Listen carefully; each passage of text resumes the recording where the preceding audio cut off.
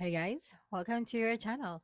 In this video, you've learned on how you can add your LinkedIn profile link to Canva or Word.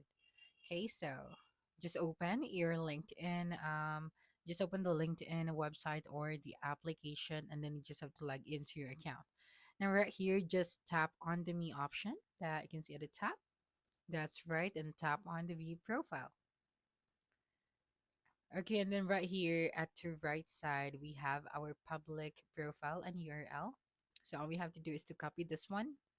That's right. So copy and then open your Canva and make sure that your resume is ready. All right. So if you are going to use the word, so it's just the same process.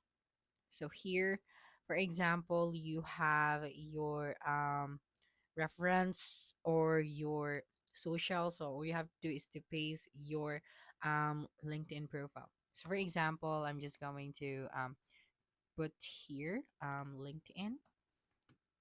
So after that, right here, you just have to add your link. So make sure to tap on this one and then paste here your link.